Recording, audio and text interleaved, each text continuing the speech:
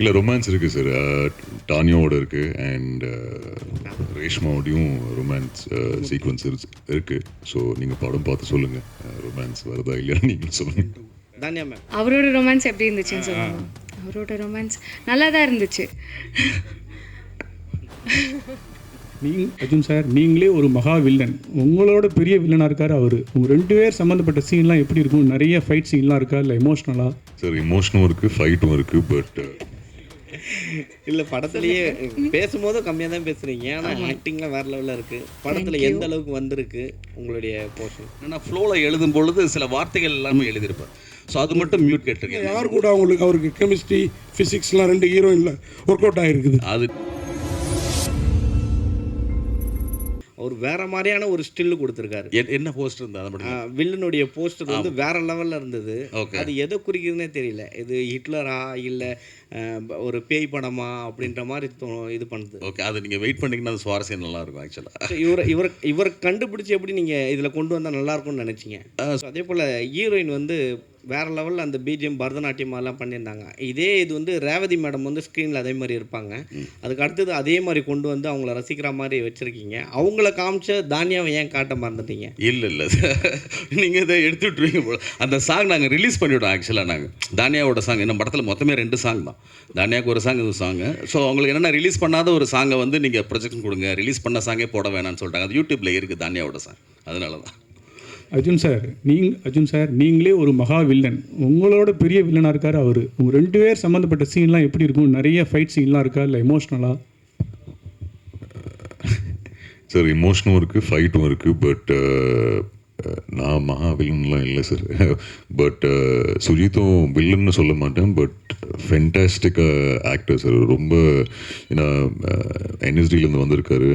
அதாவது நீங்கள் அன்றைக்கே சொல்லியிருந்தீங்க ரொமான்ஸ் சீன் வந்து இந்த படத்தில் வந்து கொஞ்சம் நிறையா பண்ணியிருக்கேன் அப்படின்னு சொல்லி. 2 பேரோட யாரோட அதிகமாக இருக்குது? எப்படி வந்திருக்கு ரொமான்ஸ் சீன்ஸ்லாம் அதில்? நீங்கள் சார் அது நீங்கள் பார்த்து சொல்லுங்கள் எப்படி வந்திருக்குன்னு.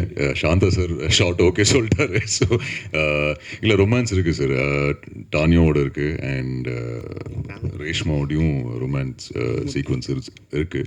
ஸோ நீங்கள் படம் பார்த்து சொல்லுங்கள் ரொமான்ஸ் வருதா இல்லையான்னு நீங்கள் சொல்லுங்கள். தானியா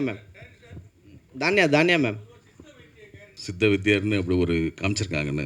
இந்த மாதிரி ஆக்சுவலாக சித்தா டாக்டர்ஸ் வந்து கவர்மெண்ட்டில் நம்ம அலோபதி படிக்கிற மாதிரி அவங்களுமே கவர்மெண்ட்டில் போய் படிச்சுட்டு வர்றாங்கன்னு நிறைய பேருக்கு தெரியுமான்னு கூட எனக்கு தெரியல. ஸோ இப்போ அலோபதி டாக்டர் நிறையா வந்துட்டாங்கல்ல, ஏன் நம்ம ஊருக்கு சித்தா டாக்டர் காமிக்கூடாதுன்னு காமிச்சோம். தானியாஜி மேம் இல்லை படத்துலேயே பேசும்போதும் கம்மியாக தான் பேசுகிறீங்க, ஆனால் ஆக்டிங்லாம் வேறு லெவலில் இருக்குது. படத்தில் எந்த அளவுக்கு வந்திருக்கு உங்களுடைய போர்ஷன்? இந்த கேள்விக்கு சார் தான் பதில் சொல்லணும். ஏன்னா நாங்கள் இன்னும் ஃபுல்லாக பார்க்கல. பட் பார்த்த அளவுக்கு எனக்கு ரொம்ப பிடிச்சிருக்கு, எல்லாத்துக்கும் பிடிச்சிருக்கு. அண்ட் படத்தில் நிறையா பேசியிருக்கேன். அது ஜென்ரலாகவே எனக்கு அவ்வளோவா பேச வராது. அது உங்களுக்கு பைனோ தெரிஞ்சிருக்கும். சாரி, அதுக்கு ட்ரை பண்ணிக்கிறேன் இன்னும் நிறையா பேசுகிறதுக்கு. சார் சந்தகுமார் சார், அதே மாதிரி இப்போ இந்த ஜிஎம் சுந்தர் அவருக்கு அந்தாண்ட இன்னொருத்தர் இருக்கிறாரு. இந்த மாதிரி நடிகர்கள்லாம் தானியா மேடம் கூட இவங்கெல்லாம் கொஞ்சம் பெக்குலியரான ஆர்டிஸ்ட். இவங்களெல்லாம் எப்படி மனசுக்குள்ளாரையே இந்த கதை எழுதுகிற போய் நிறுத்திப்பீங்களா? இப்போ அர்ஜுன் தாஸுமே அதுதான் அன்றைக்கே கேட்டதுனால அவரை இப்போ விட்டேன். இவங்க எல்லாரையுமே கதை எழுதுகிறப்ப இதுக்கு இவங்க கரெக்டாக இருப்பாங்க அப்படி ஒரு ஃபீல் பண்ணி எழுதுவீங்களா? எப்படி என்னென்னா கதை எழுதும் பொழுது அந்த கேரக்டருக்கான உருவம் வந்து நிற்கும் அந்த ஸ்கெட்சு. ஸோ அந்த முகத்தை தேடி போகிறதா ஒவ்வொருத்தருமே. சிலர் வந்து அந்த உருவம் ஒத்து வந்துடும், அந்த பர்ஃபார்மன்ஸில் வந்து அது இல்லாமல் இருக்கும். ஸோ அதை திரும்ப நீங்கள் ட்ரை பண்ணுவோம். ஸோ ஃபஸ்ட்டு என்னென்னா அந்த கதாபாத்திரம் டிமாண்ட் பண்ணுற அந்த உருவ அமைப்புள்ள வந்து நடிகர்களை தேர்ந்தெடுக்கிறது ஃபஸ்ட்டு. அது முடிஞ்சிருச்சுனாலே பாதி வேலை ஓவர். அதுக்கப்புறம் வந்து பர்ஃபார்மன்ஸ் கொஞ்சம் சேர்த்துருவோம். அதே மாதிரி நம்ம சாப்பாட்டுலேயே ரசங்கிறது வந்து நான்வெஜ் சாப்பிட்டாலும் ரசம் தேவைப்படும், வெஜ்ஜு சாப்பிட்டாலும் அந்த செரிமானம் நான்வெஜ்ஜுக்கு தேவைப்படும்.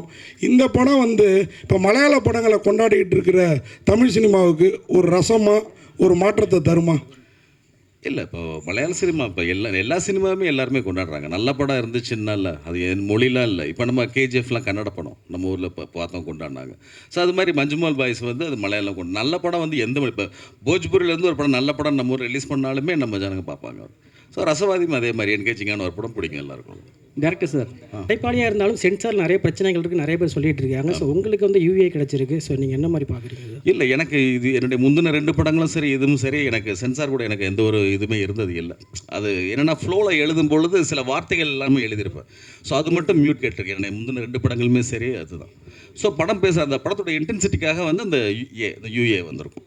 சார் இங்கே இல்லை அதான் இப்போ ட்ரெய்லரில் நீங்கள் கதை புரியலன்னு சொன்னீங்களா, அது புரியக்கூடாதுன்னு ஹோல்ட் பண்ணோம். பட் நீங்கள் ட்ரெய்லரில் பார்த்தீங்கன்னா ஓகே ரொமான்ஸ் ஆக்ஷன்லாம் இருக்குதுங்கிறது மட்டும் தான். ஏன்னா மிதினம் ஒரு வால் போஸ்ட் ஒட்டியிருப்பாங்க நம்ம அந்த டிவிக்கெல்லாம் முன்னாடி. அதில் பார்த்தீங்கன்னா 2 பேர் சண்டை போடுறது இருக்கும், ஒரு டான்ஸ் ஆடுறது இருக்கும், காமெடி நீங்கள் செஞ்சுட்டு இப்படி வந்து கொலாஜ் பண்ணி ஒரு போஸ்ட் வரும் இல்லையா. ஸோ அதே மாதிரி ஒரு விஷுவல் போஸ்டர் இது, அவ்வளோதான். ஓகே. அண்ட் அதே மாதிரி இப்போது 3 படத்துலையுமே சிங்கிள் வேர்ட் டைட்டில்ஸாக இருக்குது. மௌனகுரு, மகாமுனி, ரசவாதி. இது எல்லாமே வந்து லைக் கோஇன்சிடென்டலாக வரதா, இல்லை நீங்கள் அந்த மாதிரி வச்சா போதும், லைக் ஒன் வேர்ட் தான் வேணும் எனக்கு? இல்லை அது எல்லாமே அதுவாக வந்தது. சார் டேரக்டர் சார், ரசவாதி சித்த வைத்தியர்னாலும் கெமிஸ்ட்ரி தான் அவர். நான் அன்றைக்கி கேட்டது தான் அர்ஜுன் தாஸ் சொல்ல. இப்போ இங்கே கூட நீங்கள் சொல்லுங்கள், யார் கூட அவருக்கு கெமிஸ்ட்ரி ஃபிசிக்ஸ்லாம் 2 ஹீரோயினில் ஒர்க் அவுட் ஆகிருக்குது? அது நீங்கள் நீங்களே சொன்னால் நல்லாயிருக்கும். ஏன்னா 2 பேர் கூடயுமா இருக்குது. ஸோ அதை எவாலுவேட் பண்ணுறது வந்து என்னோட இது இல்லை, நீங்கள் தான் நல்லா பண்ணுவீங்க. இல்லை அந்த காளான் கூட லைட்டாக வந்துட்டு போகுது. நீங்கள் அந்த கெமிஸ்ட்ரி ஒர்க் அவுட் ஆகிறதுக்காக? இல்லை அது கதையில் ஒரு சின்ன ஒரு இதாக தான் யூஸ் பண்ணியிருப்போம் நாங்கள், நீங்கள் கேட்டதில்லை. அப்புறம் முக்கியமாக ஒரு கேள்வி, நம்ம சக்தி ஃபிலிம் ஃபேக்ட்ரி சக்தி சின்ன படத்துக்கெல்லாம் கூட இங்கே வந்து உட்காந்துருப்பாரு. இந்த மாதிரி இப்போ இந்த கில்லி அவரை ரொம்ப கில்லி விளையாட வச்சிருச்சோ, அதனால தான் இல்லை அவர்கிட்ட பேசியிருந்தா அதை நீங்கள் தயாரிச்சிருக்கீங்க இந்த படம்? ஆமாம். இல்லை அவரோட சொந்த வேலையாக ஊருக்கு போயிருக்காரு. ஸோ அதனால் அவர் வர முடியல, அவர் சொல்லியிருந்தாரு. சுஜி சார், அந்த மாண்டேஜ் சாங் ஒன்று சொல்லியிருந்தீங்க. அதில் ஒரு வரியில் 2 பறவைகள் மலை முழுவதும் எங்கோ பறந்ததுன்னு வேற சொல்லியிருந்தீங்க. இதில் பாடல் பெரிதா இசை பெரிதான்னு ஒரு சர்ச்சை ஓடிக்கிட்டு இருக்கு.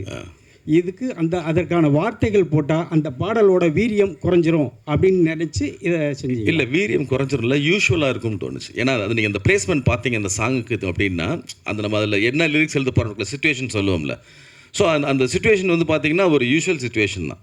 ஸோ நம்ம அந்த லிரிக்ஸ் என்ன தான் நம்ம ட்ரை பண்ணாலுமே இல்லை, நான் சொல்லும் பொழுது அந்த சொன்னது என்னென்னா, இந்த எக்ஸாம்பிளுக்கு இந்த சாங் மாதிரிங்க அப்படின்னு நான் சொல்லணும். ஸோ ஒரு 2 பேரோட அதுன்னு. ஸோ அது ரொம்ப யூஸ்வலாக இருக்குமே என்ன போது அந்த ஃபீலை மட்டும் நம்ம கடத்தலாமே அப்படின்னு ட்ரை பண்ணும்போது தான் அந்த பொண்ணுடைய கேரக்டரை வச்சுட்டு ஒரு வெஸ்டர்ன் ஜதியை வச்சு ஒரு ஃபியூஷன் ஒன்று பண்ணலான்னு ஒரு ஐடியா வந்தது. அதை தமிழ்கிட்ட பேசிட்டு அதை வில்வக்கிட்டோம். இல்லை எனக்கு தமிழில் பண்ண தான் பிடிச்சிருக்கு. அது யாருனாலும் கொடுத்து வாங்கிக்கலாம். எனக்கு தமிழில் பண்ண பிடிச்சிருக்கு. எனக்கு பவுனகுருவே கேட்டாங்க, தெலுங்கில் பண்ணுறது கேட்டாங்க. மகாமல பவுனகுரு வந்து நீங்கள் ஹிந்தியில் பண்ணுற ஐடியா இருக்கான்னு என்கிட்ட கேட்டுட்டு தான் பண்ணாங்க. இல்லை எனக்கு அந்த ஐடியா இல்லை. அது ஒன் டைம் எனக்கு பண்ண பிடிச்சிருக்கு, தமிழில் பண்ண பிடிச்சிருக்கு. இல்லையே தமிழ்நாட்டில் தான் இருக்கேன். தமிழ்நாடவே ஒரு எக்ஸ்டெண்டடாக பார்க்குறேன்னு நினச்சிக்கோங்களேன். இல்லை அது எல்லாமே சும்மா யார் ஃபோன் பண்ணாலுமே எடுக்கலைன்னா ஒரு மெசேஜஸ் இருந்ததுன்னா பார்த்துட்டு கூப்பிடுவேன். அது தெரிஞ்ச நம்பர்லாம் கிடையாது, தெரியாத நம்பருக்கு போய் பேசுவேன், ரீச் பண்ண. ஏன்னா ஃபோன் எங்கேயுமே இருக்கும் தானே. எழுதும் போது மட்டும் என் பக்கத்தில் இருக்க ஏதோ ஷெல்ஃபில் இருக்கும், எழுதும் போது மட்டும். அது சாயங்காலம் போஸ்ட் பாக்ஸ் செக் பண்ணுற மாதிரி எடுத்துகிட்டு பார்த்துக்கிற வழக்கம் இருக்கும். மற்றபடி ட்ராவல்லையோ ஷூட்லேயோ எப்போயுமே ஃபோன் இருக்கும், எனி டைம் ரீச் பண்ணலாம். நீங்கள் வேணால் ட்ரை பண்ணி பாருங்கள், இன்றைக்கி அது கூப்பிடுவேன். எனக்கு வந்து நம்ம பேசுகிற தமிழ் மொழி தெரியும், ஆங்கிலமும் ஹிந்தியும் அரைகுறையாக தெரியும். அதாவது ட்ராவல் லாங்குவேஜ். நீங்கள் உட்காந்து இன்ட்ராக்ஷன் பண்ணோம்னால நான் பேச மாட்டேன். இப்போ உயிர் தப்பிச்சுக்கிறதுக்கு தெரியும்னு வச்சுக்கோங்களேன், ஹிந்தியும் ஆங்கிலமும். ரேஷ்மா, அந்த சாங் நல்லா இருந்தது. நீங்கள் பரதநாட்டிய டான்ஸராக உண்மையிலே அந்த சாங் எத்தனை நாள் எடுத்தாங்க? இல்லை, நான் பரதநாட்டியம் டான்ஸர் இல்லை. சதீஷ் மாஸ்டருக்கு தான் அதுக்கு தேங்க்ஸ் சொல்லணும். அந்த சாங் ஃபஸ்ட்டு ப்ராக்டிஸ் பண்ணாங்க. எனக்கு புதுசு தான், நான் ஸ்கூல் டைம்ஸ்லலாம் பண்ணியிருக்கேன். பட் இது எனக்கு புதுசு தான். பட் நல்ல எக்ஸ்பீரியன்ஸாக இருந்துச்சு கற்றுக்கிறதுல. பர்ஃபெக்ஷன் வர்ற வரைக்கும் அவங்க அதுக்கு இது பண்ணாங்க. ரொம்ப thank you. Thanks. Madam, Arjun Das சாரோட ரொமான்ஸ் சீன் எப்படி இருந்துச்சு? நீங்கள் சொல்லுங்கள். அவர் சொல்லலை, ஏன்னா நாங்களாம் அதுக்கு ரொம்ப வெயிட் பண்ணிக்கிட்டு இருக்கோம். அது இல்லாமல் மலையாளத்தில் ரொம்ப வெயிட் பண்ணுறாங்க அவரோட ரொமான்ஸோட படத்துக்காக. அவரோட ரொமான்ஸ் எப்படி இருந்துச்சுன்னு சொல்லுவோம். அவரோட ரொமான்ஸ் நல்லா தான் இருந்துச்சு. நிஜமாக பார்த்தாலே தெரியும், ரொம்ப நல்லா இருந்தது.